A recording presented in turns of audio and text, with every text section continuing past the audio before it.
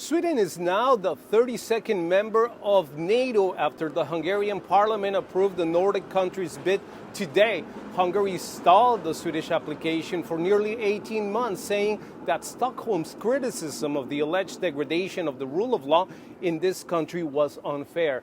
Both Hungary and Sweden are EU members, and 3 years ago, the rift between these two countries began to widen after the European Commission filed legal action against Hungary over a statute that discriminated against the LGBTQ plus minority, and Sweden supported that lawsuit.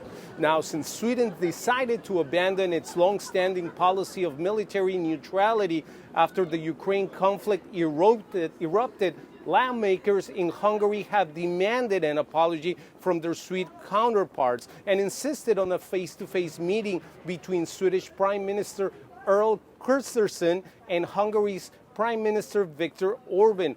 Initially, Sweden said such a meeting would not happen before the Hungarian parliament voted, but in a sudden change, both leaders met last Friday here in Budapest. After their talks, Hungary and Sweden announced a new chapter in their relations and signed a defense agreement that included Hungary's purchase of Swede-made Gripen fighter jets. Domestically, this was seen as a win for Budapest, given that Hungary's air force consists of fewer than 50 aircraft. 12 of those are fighter jets leased from Sweden long ago to replace their old MiG fighters from the Soviet Union. Now, Sweden's NATO membership is of utmost importance for the alliance as it gains a member state with a well-trained and sophisticated military, removing the uncertainty in Northern Europe. It's the last piece of the puzzle making NATO's position in the Nordic-Baltic region whole.